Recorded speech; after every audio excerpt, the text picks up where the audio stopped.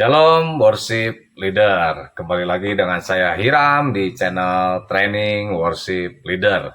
Ya, di video kali ini saya ingin berbagi tentang bagaimana cara mengatasi grogi. Ya, ini juga untuk menjawab banyak pertanyaan dari leader-leader. Dan yang terakhir itu ada dari Sister Anita. Semoga apa yang saya bagikan ini bisa membantu untuk mengatasi kita grogi ketika kita melayani menjadi worship leader.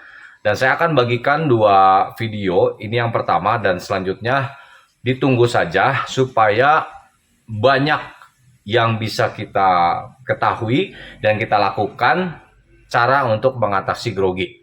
Ya, oke, langsung saja. Yang pertama adalah berdoa, meminta keberanian kepada Tuhan. Ya, mintalah maka akan diberi. Saya sangat yakin bahwa worship leader adalah spiritual job, pekerjaan rohani. Jadi kita perlu meminta kekuatan dan keberanian rohani kepada Tuhan.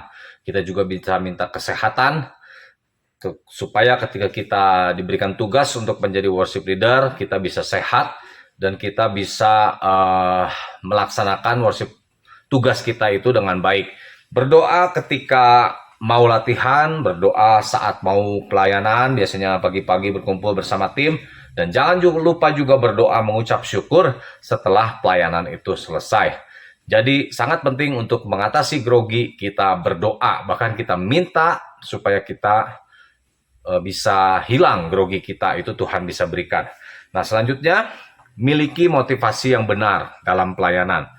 Ya, lakukan segala sesuatu seperti untuk Tuhan, bukan untuk mencari pujian dari manusia, untuk hormat kemuliaan Tuhan, dan bukan untuk kebanggaan diri sendiri. Kalau kita lakukan dengan motivasi yang benar, maka kita bisa yakin bahwa Tuhan mensupport kita. Dan ketika Tuhan mensupport kita dalam pelayanan kita, itulah yang bisa menimbulkan rasa percaya diri dan grogi itu bisa hilang. Dan saya mau katakan bahwa grogi itu adalah sesuatu yang sangat wajar. Apalagi yang baru pertama kali, kedua kali, dan seterusnya. Bahkan saya yang sudah mungkin ratusan kali melayani, tetap saja terkadang ada rasa grogi itu muncul. Itu sangat manusiawi. Jadi jangan pernah merasa, kenapa kok saya grogi terus? Itu wajar. Jangan sampai grogi itu menjadi sesuatu yang menakutkan buat kita gitu ya. Nah, kemudian juga minta urapan Roh Kudus. Ya, ini termasuk juga berdoa, tetapi secara spesifik meminta pengurapan Roh Kudus untuk kita dan semua yang terlibat di dalam praise and worship team. Itu sangat penting karena karena Roh Kudus itu bisa mengurapi, bisa membackup kita di dalam pelayanan sehingga suasana itu bisa terasa hadirat Tuhan, keteraturan, ketertiban itu Roh Kudus sangat penting terlibat di sana. Kemudian perkatakan perkataan yang positif. Jangan bilang saya nggak bisa, saya takut, saya grogi. Lakukan yang berlawanan dengan itu. Saya pasti bisa, saya percaya diri, saya tidak takut, saya berani. Dan minta support juga dari orang-orang yang terdekat dengan kita melalui perkataan. Karena perkataan kita itu punya kuasa. Kalau kita terus-menerus memperkatakan saya takut gagal, saya takut salah, saya tidak percaya diri, saya grogi, maka itu yang akan terjadi. Apa yang kita takutkan itu yang akan menghampiri kita. Di kitab Ayub juga dikatakan seperti itu. Jadi bergaulah, minta support dari keluarga, dari sahabat, dari teman-teman seiman di gereja, dari pemimpin kita mungkin. Minta didoakan supaya kita punya rasa percaya diri dan kita bisa mengatasi grogi itu.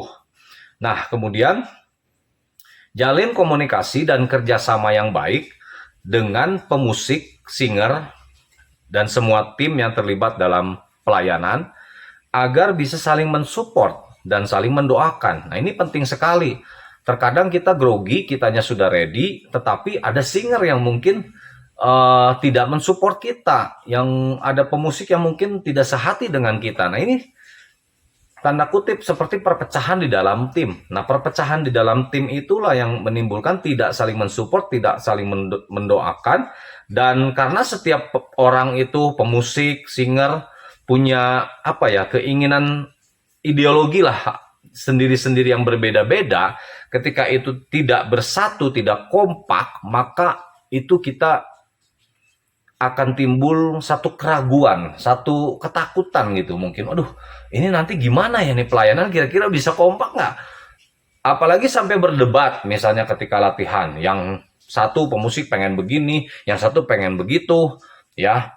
Bahkan saya pernah latihan waktu saya jadi singer itu sampai 1 jam, itu cuma ngulik satu lagu. Wah, itu bener-bener ya. Nah, kita harus bisa ngalah, kita harus bisa berkomunikasi dengan baik, kita harus bisa mengarahkan pemusik, ya pokoknya minta hikmat sama Tuhan. Nah, ini juga penting, berdoa minta hikmat sama Tuhan untuk bisa memimpin tim musik dan juga tim pemuji, bahkan sampai multimedia, sampai soundman. Kita harus benar-benar berdoa. Nah, bagian pertama ini yang saya bagikan yang seperti ini gitu. Hal-hal yang sepertinya tidak teknis, tetapi penting untuk kita mengetahuinya supaya grogi itu bisa berkurang, bahkan bisa hilang dari kita ketika kita pelayanan. Nah, selanjutnya, jadi itu ya tadi, bangunlah satu tim PW yang solid. Kemudian perbanyak jam terbang. Nah, ini penting sekali ya. Memperbanyak jam terbang artinya siap ditugaskan kapan saja, di mana saja, dalam acara apa aja, kita tidak pilih-pilih. Kita tidak, ketika dikasih yang tanda kutip yang tugas yang sederhana, misalnya kita tidak merendahkan itu. Juga ketika dikasih satu tugas yang rasanya lebih berat gitu, ya misalnya kita disuruh pimpin KKR atau disuruh pimpin ibadah Natal di gereja kita yang sebelumnya kita belum pernah, nah itu jangan menolak, pokoknya terima saja. Percaya bahwa ketika kita ditunjuk bahwa itu adalah Tuhan akan memperlengkapi kita, akan mensupport kita. Ya, jangan menolak, perbanyak jam terbang.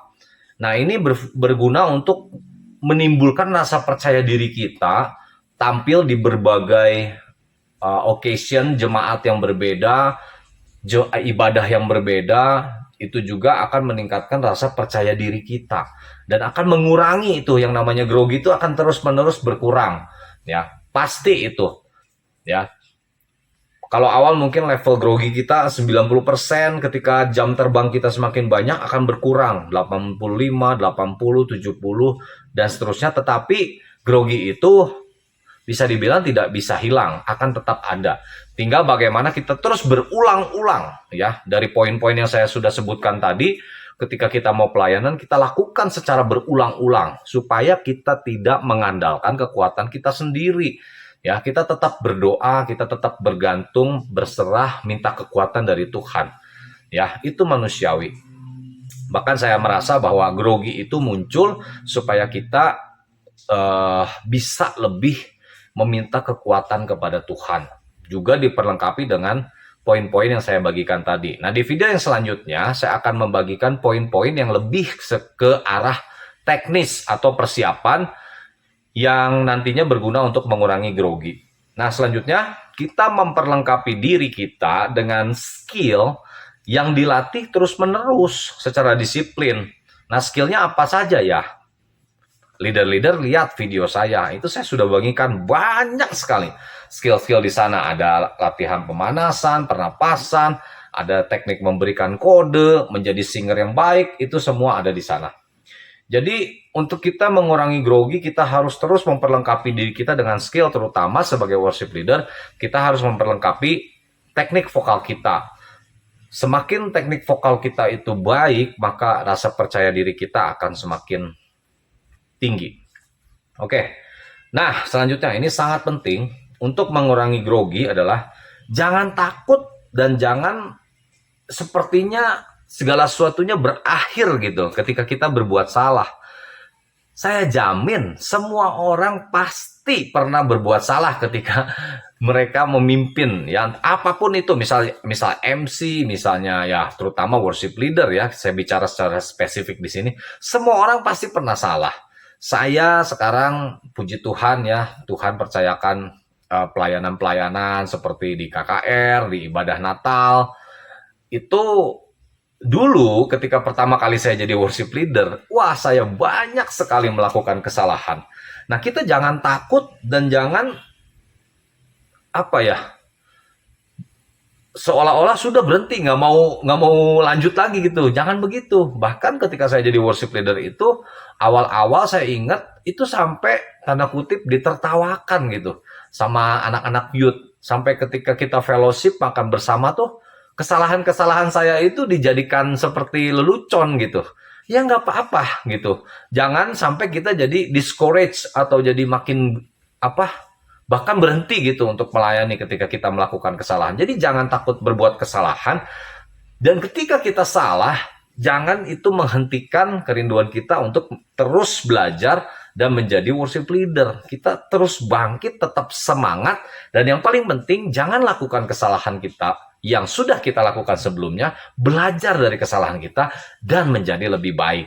Maka kita akan menjadi worship leader yang semakin percaya diri dan mengurangi grogi di dalam setiap tugas kita menjadi worship leader. Nah, yang terakhir, kita harus menjadi worship leader yang membuka diri, ya, dan bahkan kita meminta masukan, kita minta kritik yang membangun, kita minta saran-saran, kita minta penilaian.